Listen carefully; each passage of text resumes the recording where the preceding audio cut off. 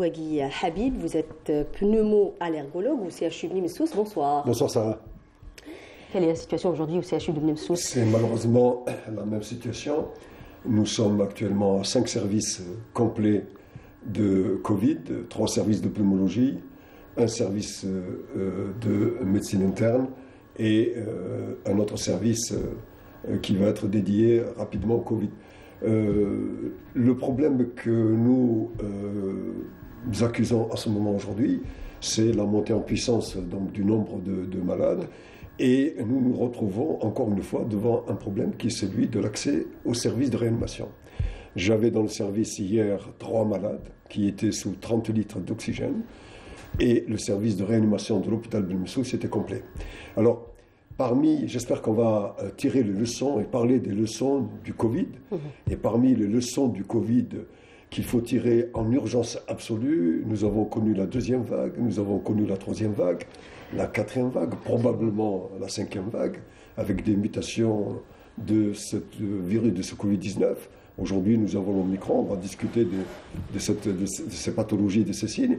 Mais il est urgent, pour tirer les leçons de la pandémie, en Algérie en tout cas, de voir 3 ou 4 directions. La première, c'est d'augmenter en urgence absolue le nombre de services de réanimation. C'est quelque chose qui doit être fait. C'est une revendication qui revient depuis le début de cette pandémie. Ça fait 2 ans qu'on le dit. Alors il y a un nouveau concours de chefferie de service bientôt. J'espère qu'on va ouvrir des unités de réanimation parce qu'on va être confronté très rapidement au mois de janvier à essayer de trouver des lits de réanimation. Le deuxième problème que nous avons vécu dans la 3e vague, c'est le problème de l'oxygène.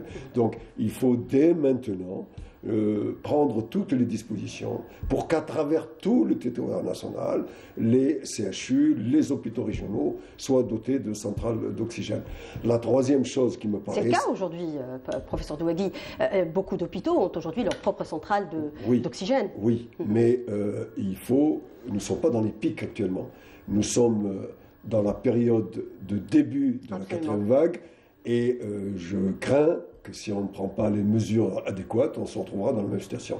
La 3e chose qui me paraît essentielle, de leçon de pandémie à retenir, c'est celui du séquençage de ces Covid. Et j'ai lu ce matin même les dernières informations. En Afrique, seulement 1% des séquençages sont faits par rapport au monde. 1% et 99% dans le monde. En Algérie, il est urgent que les antennes de l'Institut Pasteur, créées il y a quelque temps, aient la possibilité de séquencer le Covid-19 et d'avoir le niveau actuel de pandémie de la Covid-19 par l'Omicron. La 4e chose, la 4e recommandation, c'est le problème de la vaccination. Aujourd'hui, le pourcentage de vaccination en Algérie est très faible. Il est de moins de 20%. Absolument. On y arrive, professeur Douagui. Et enfin, si vous le permettez, les leçons de la Covid-19, c'est le problème de la communication. Oui. Et je voudrais qu'on insiste un petit peu sur ce point, parce que la communication a fait défaut dans le monde, et en particulier dans notre pays. Donc, il faut vraiment remettre au centre des préoccupations de la stratégie Covid la communication tout azimut, la communication scientifique. Je ne dis pas la communication des réseaux ou la communication de tout le monde. Justement, quand vous parlez de communication, peut-être qu'en Algérie, il y a eu ce discours un peu, j'ai envie de dire, rassurant, qui n'est pas forcément dans l'intérêt de la population, parce que quand on constate aujourd'hui ce relâchement de par la population, parce que aussi, dans le discours peut-être officiel, il y a eu toujours ce discours rassurant. On dit encore, dans la presse, et de hauts responsables du secteur, justement, disent qu'aujourd'hui, la situation est maîtrisée. Est-ce que c'est le cas, selon vous? Ça dépend de ce qu'on appelle une situation maîtrisée. Pour avoir une évaluation exacte d'une pandémie, il faut avoir les moyens de diagnostic. Or, aujourd'hui, la déclaration des cas ne reflète pas la réalité et c'est normal. Pourquoi ? Parce que depuis 2 ans, il y a eu des améliorations, il faut le dire, c'est vrai, mais en mars 2020, au début de la pandémie en Algérie, il n'y avait qu'un institut Pasteur d'Alger qui faisait la PCR. Je vous rappelle qu'à l'époque, il y avait une centaine de PCR par jour, uniquement au niveau d'Alger. Alors, on ne peut pas extrapoler une épidémie ou une pandémie à travers d'un seul centre qui fait les tests PCR. Oui. Ce qu'il faut faire maintenant, c'est vraiment avoir au niveau... ça fait 15 ans qu'on parle de régions sanitaires. Nous avons 3 régions sanitaires, centre, est, ouest, sud-est, sud-ouest. Je pense qu'il faut, dans chaque région sanitaire, une antenne d'un institut Pasteur qui fasse le séquençage de ce Covid-19 et qui nous permette d'avoir des chiffres fiables à travers le territoire national. On ne peut pas extrapoler à partir de l'Institut Pasteur d'Alger les chiffres de l'Algérie tout entière. Oui. Oui, le problème des chiffres, c'est un gros problème, en tout cas dans la maîtrise de la situation pandémique. Je rebondis sur ce que vous avez dit, qui est très important. Dans un premier temps, on donnait des chiffres qui étaient extrêmement bas. C'est des chiffres qui rassuraient. Mais ce n'était pas de la mauvaise foi de l'Institut Pasteur, mais c'était les sous-déclarations. On déclarait uniquement à partir des PCR de l'Institut Pasteur, mais on l'a toujours dit en tout cas. J'ai envie aussi de toucher du doigt peut-être le mental des troupes, parce qu'aujourd'hui, déjà il y a quelques jours, on recensait 4 décès, encore une fois, parmi le personnel soignant, et puis je pense qu'on arrive vraiment à bout de souffle. Il y a plus de cas que vous ne le disiez tout à l'heure. J'ai vu les chiffres ce matin. Rien qu'aux États-Unis, ils ont eu 1 million de cas, nouveaux cas, aux États-Unis aujourd'hui. Donc il y a beaucoup plus de cas. Nous sommes. Ça, c'est les chiffres officiels, en tout cas, les chiffres de l'OMS, de 2 millions de cas par. C'est ça. Voilà, par jour. Par jour, nous parlons par jour. C'est énorme. C'est énorme, bien sûr. Comme l'a dit le professeur Laraba, l'Omicron semblerait plus contagieux et moins grave dans la prise en charge. Ça reste hypothétique quand même, professeur Douagui, dans la mesure où d'abord, on a un problème de vaccination, rappelons-le, parce que quand on parle par exemple du Royaume-Uni, c'est un pays où tout le monde est pratiquement vacciné. Quand on parle de l'Europe, tout le monde est vacciné aujourd'hui. Je vous rappelle que la vaccination, ce n'est pas obligatoirement la guérison du Covid. Je voudrais quand même situer la pas la guérison, mais peut-être la lutte contre les formes graves. Je voudrais situer la problématique du virus, en quelques mots. On connaît déjà le virus de la grippe et on sait que le vaccin de la grippe, il prémunise à 50%, il protège à 40-50%. Ça n'est de même en ce qui concerne le Covid. La vaccination n'est pas un miracle. Elle protège, comme l'a dit le professeur Laraba, à titre individuel, et c'est ça que les citoyens doivent comprendre, elle vous empêche d'aller en réanimation. Aujourd'hui, avec toutes les enquêtes internationales, on sait aujourd'hui que les gens vaccinés n'atterrissent pas au niveau de la réanimation.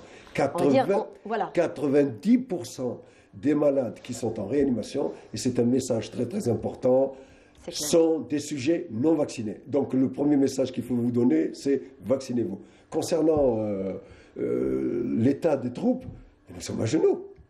Nous sommes à genoux. Les médecins ne prennent pas de vacances. Ils ont pris 15 jours de vacances cette année. Le personnel infirmier est contaminé. Le personnel, vous avez vu le nombre, je ne veux pas donner la liste de nombre de médecins et de personnel de santé qui sont décédés. C'est les chiffres d'il y a quelques jours, quand je vous dis 4 décès supplémentaires. C'est l'occasion pour leur rendre un hommage particulier et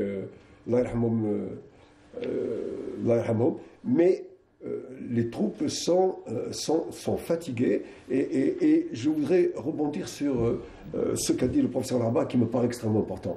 Nous avons en plus l'impression d'avoir abandonné et laissé de côté un certain nombre de malades, de pathologies qui ne sont pas dans le Covid. Le grand drame de nos CHU, de nos services, à travers le territoire, c'est ça. C'est de recevoir des coups de téléphone, des familles, des parents, des amis qui vous disent « j'ai un empanchement pleural ». Je suis désolé, je ne peux pas l'hospitaliser parce que le service est plein de Covid. Et si je vous hospitalise votre malade qui a un cancer, qui a un asthme sévère ou qui a un épanchement pleural, il va décéder. Donc c'est cette impression d'ailleurs C'est pas une impression, c'est vrai. Professeur Douagui, il y a beaucoup de gens qui sont morts. Oui. Non, vous demandez l'état des troupes. Oui. L'état de troupes est en état de difficulté extrême et en plus un sentiment de détresse extrême parce qu'on a l'impression d'abandonner des malades, de laisser sur le côté des malades qui ont besoin de nous. Et donc c'est pour cela que j'espère que dans la réunion de demain, séminaire de demain, oui. de demain et après-demain, ils vont proposer une stratégie. Oui. Par exemple, je parle de ma spécialité, on pourrait imaginer à Alger, il y a 7 services, que 6 services ou 5 services soient dévolus au Covid et que les 2 autres services au niveau d'Alger soient dévolus à la prise en charge de la pathologie, des autres pathologies. Tournant 6 mois chacun, mais il ne faut plus, à mon avis, sur le plan de la stratégie de la prise en charge des malades, je parle de la pathologie que je connais, qui est la pathologie respiratoire, il faut proposer une stratégie qui soit une stratégie intelligente, que sur la région d'Alger, et on peut le faire au niveau de toutes les autres régions, que sur la région d'Alger, sur les 7 services, il y a 5 services qui s'occupent du Covid et 2 services qui s'occupent des autres pathologies. Oui, absolument, que les autres soins ou les autres maladies ne soient pas abandonnés. Il y a beaucoup d'autres maladies qui sont aussi mortelles que la Covid, sinon plus. Le cancer, les insuffisances absolument, et qui doivent être pris en charge sévères. En urgence, professeur Douegui. Absolument, vous avez entièrement raison. De quoi doit-on avoir peur finalement, professeur Douegui? Alors on parle du Delta, on dit aujourd'hui de par le monde que l'Omicron serait moins mortel, puisque les contaminations ne sont pas corrélées avec les taux de mortalité. De quoi doit-on avoir peur alors? Du Delta, de l'Omicron ou de la cohabitation des deux? Il faut avoir peur de nous-mêmes. Quand je dis il faut avoir peur de nous-mêmes, c'est de ne pas être prêt face à une pandémie. Aujourd'hui, on doit tirer les leçons. Il ne faut surtout pas donner le message que l'Omicron ne va pas protéger contre les vaccins. C'est un très mauvais message. Il faut que les gens se vaccinent avec les vaccins qui sont disponibles. Il n'y a pas de vaccin contre l'Omicron. C'est pas le message qu'on veut donner, mais ce sont des questions que tout le monde se pose. Professeur Douegui, même si nous... Je ne parle pas de message qui... Voilà. C'est le message que je donne. Il y a tellement d'informations qui circulent. Je ne parle pas des autres messages, c'est le message que je donne. Absolument. C'est pas parce que on n'a pas de vaccin contre l'Omicron et on ne sait pas si le vaccin qu'on a fait, dont nous disposons, ne sera pas efficace contre l'Omicron, qu'il ne faut pas se vacciner. Au contraire, comme l'a dit le professeur Laraba, il faut absolument se vacciner. Il faut avoir peur de nous-mêmes. Pourquoi? Parce qu'il faut qu'on tire les leçons de la pandémie et être prêt. Maintenant, on a 2 ans et quelques mois d'expérience. C'est quoi les erreurs? On sait aujourd'hui que 85% de la Covid sont des formes bénignes et qu'il y a 15% de formes sévères. C'est des chiffres qui sont des chiffres mondiaux. Donc il faut se préparer à prendre en charge des 85% de formes légères. Et comment on doit les prendre en charge? C'est intégrer un système de santé complet. On a au début fait l'erreur dans la prise en charge en 2020 que tous les malades Covid étaient dirigés sur les hôpitaux. Et on a laissé de côté un secteur qui m'apparaît essentiel, qui est le secteur privé. Aujourd'hui, c'est pratiquement le secteur hospitalier qui a pris en charge en 2020 et en début de 2021 le Covid. Le secteur privé, quand je parle du secteur privé, c'est les cliniques privées, c'est le secteur privé. Donc aujourd'hui, il faut impliquer le secteur privé dans la prise en charge des formes bénignes et leur donner le moyen. Je vous rappelle qu'au début de Covid-19, en mars jusqu'au mois de juin, les cabinets privés ont fermé parce qu'ils n'avaient pas de moyens de protection. Donc, on ne doit pas avoir peur. On doit être prêt. On doit être prêt à continuer à vacciner les gens. On doit être prêt à augmenter le nombre de lits de réanimation pour prendre les 15% de malades qui vont être hospitalisés, dont 5% vont en réanimation. Et on doit être prêt pour l'oxygène. Et on doit être prêt pour un élément qui est très important et qui pose problème en Algérie et dans le monde entier, c'est le problème des masques. Est-ce qu'on peut rappeler aujourd'hui justement le profil des personnes admises en réanimation? Alors, à Beni Messous, je ne sais pas ce qui se passe ailleurs, mais à Beni Messous, le profil se rajeunit. Il y a toujours la grande majorité de personnes âgées de plus de 65 ans qui ont les comorbidités connues maintenant. Et aujourd'hui, il y a une comorbidité qui apparaît vraiment en avant, c'est l'obésité. Mais c'est les hypertendus, c'est les insuffisants rénaux, c'est les malades diabétiques. Donc c'est ce profil-là et c'est surtout les malades non vaccinés. C'est ceux-là qui constituent actuellement 90% des malades hospitalisés au CHU de Beni Messous. Actuellement, il y a des malades qui décèdent. J'en ai eu un avant-hier qui est décédé parce qu'on ne pouvait pas l'évacuer en réanimation. Il n'y avait pas de place en réanimation. Et il était sous 30 litres. On a appelé le réanimateur, le chef de service, de bonne foi, et qui nous dit il n'y a pas de place. Et donc, on fait ce qu'on peut. 30 litres, c'est le maximum. Et quand vous n'avez pas de lit de réanimation, ben vous le voyez mourir devant vous. Au Danemark, ils ont un système de santé un peu plus efficace, avec des lits de réanimation. Beaucoup plus efficace, vous voulez dire, professeur Douagui? Un peu plus efficace. Non, non, je vais dire un point là-dessus. Je reviens d'un pays frère africain, frère et ami que je ne citerai pas. Oui. Nous sommes un pays, sur le plan du système de santé, très développé, je peux vous l'assurer. C'est le management qui fait défaut, c'est l'organisation qui fait défaut. Nous faisons le bonheur, nos médecins font le bonheur des pays occidentaux. Donc c'est un problème de management et c'est un problème d'organisation. Ce qui me fait craindre, moi je suis en tout cas, on n'aimerait pas vivre revivre la troisième vague. Professeur Douagui, si on a un système de santé efficient. Mais je pense qu'on va la vivre. Vous savez pourquoi? À cause de la contamination extrême de ce virus Omicron. Il contamine à une vitesse astronomique et quand il contamine à une vitesse astronomique, vous avez toujours ces populations à risque qui seront touchées, quel que soit le pourcentage de contamination. Et ce sont ces gens-là qui vont aboutir en réanimation. Donc, nous aurons, je ne veux pas dire cela, mais moi je prédis que nous aurons une quatrième vague qui sera très virulente. Est-ce qu'on a aujourd'hui suffisamment de recul sur le profil justement des personnes infectées par l'Omicron, c'est-à-dire la durée d'incubation, les symptômes? Je voudrais dire mon point de vue sur la communication. Vous savez, les citoyens algériens sont des citoyens comme le reste du monde. Je pense que nous n'avons pas fait suffisamment de communication. De pédagogie, de communication, d'explication. Je vous prends l'exemple j'ai lu avant d'arriver chez vous, l'exemple de Taïwan et l'exemple de la Corée du Sud. Ils ont expliqué à la population que s'ils ne voulaient pas être en confinement, il fallait qu'ils portent le masque. Et que le port de masque et la distanciation sociale était un élément, plus de vaccination, était un élément très très important pour éviter le confinement.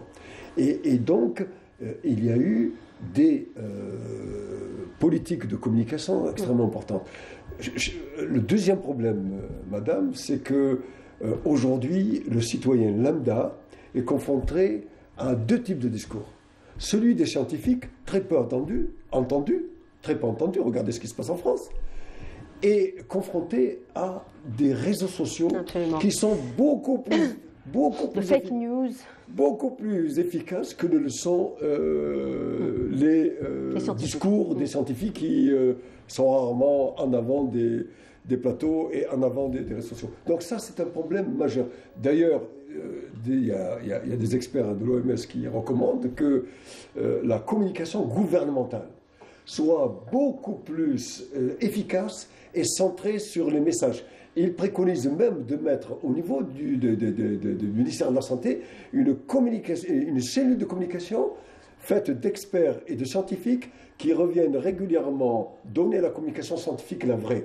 Alors, et puis le troisième problème qu'il faut vous dire, et qui est important, c'est que la maladie Covid a été prise en charge par les politiques. C'est la première fois qu'une maladie de cette envergure a été prise en charge par les politiques au détriment des scientifiques, mais surtout qu'il y a eu des intérêts... C'est pour ça qu'on n'y adhère pas peut-être, hein, parce que beaucoup de gens sont apolitiques. Des intérêts économiques, des intérêts économiques qui ont pris en charge cela.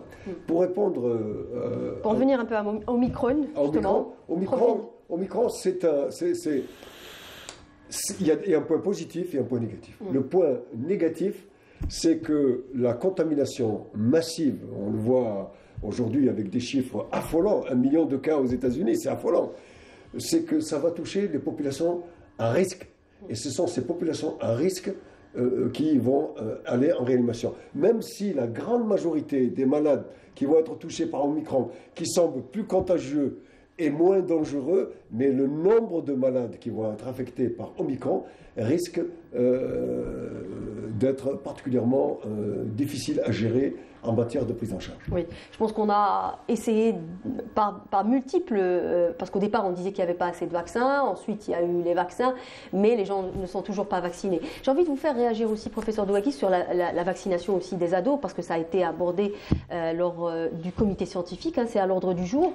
Aujourd'hui, l'Omicron n'épargne pas les enfants, il y a aussi beaucoup de contamination chez les enfants. Je pense qu'il faut être prudent. Je pense très honnêtement qu'il faut être prudent. Nous avons, entre parenthèses, une petite chance, c'est que nous connaissons l'épidémie 3 mois après les autres et que nous avons un petit peu, nous profitons de leur expérience. C'est un avis personnel, mais vacciner les enfants de 5 à 12 ans me paraît être une situation à éviter pour le moment. Commençons par vacciner. Absolument, les adultes. Commençons par vacciner. Et surtout, nous n'avons pas de leçons à donner. Commençons par vacciner d'abord les gens à risque. Nous sommes actuellement à 13-14% de sujets vaccinés. Faisons l'effort de vacciner les sujets à risque de plus de 65 ans qui ont des comorbidités. Ensuite, faisons l'effort de vacciner les gens entre 20 et 50 ans. Après, on se préoccupera de la situation des 15-18, hein, c'était ça pour le comité scientifique. Mais vacciner, à mon avis, les enfants de 5 à 12 ans, comme certains pays, les Américains viennent de décider de vacciner à la 3e dose des enfants de 12 à 18 ans. Je pense que c'est trop tôt pour décider, pour prendre cette décision. Oui, en tout cas, dans les autres pays, effectivement, on a commencé d'abord par les adultes. C'est quand la vaccination des adultes a été très avancée qu'on a commencé à parler des ados ou des enfants. On disait tout à l'heure que justement demain, il y a l'actualité médicale avec ce séminaire justement sur la modernisation de la santé. À quoi doit-on s'attendre finalement? J'espère qu'on s'attend au meilleur. Vous savez que le ministère de la Santé s'appelle depuis 20 ans ministère de la Santé, de la Population et de la Réforme hospitalière. Ça fait 20 ans qu'on appelle ce ministère de la Santé, de la Population et de la Réforme hospitalière. J'espère, en tout cas à Bénémessous, on n'a pas été informé qu'il y avait une réforme du système de santé, en tout cas en ce qui nous concerne. Je m'attends à des résultats positifs. J'espère surtout que ce séminaire a été bien préparé, c'est-à-dire qu'on est parti sur des régions sanitaires, qu'on a fait l'état des lieux des régions sanitaires. Nous avons 5 régions sanitaires. Et donc j'espère qu'on a demandé les avis de tous les acteurs de santé au niveau des 5 régions sanitaires, centre, est, ouest, sud-est, sud-ouest, qu'on a récolté toutes ces informations pour pouvoir faire un bon atelier avec des propositions. Et les propositions, ce doivent être des propositions de réforme profonde du système de santé, de son management. Réforme profonde et parmi laquelle, très importante, mais elle est très importante, elle est au centre de nos préoccupations du Covid, c'est l'informatisation du système de santé. Absolument, on termine sur ça.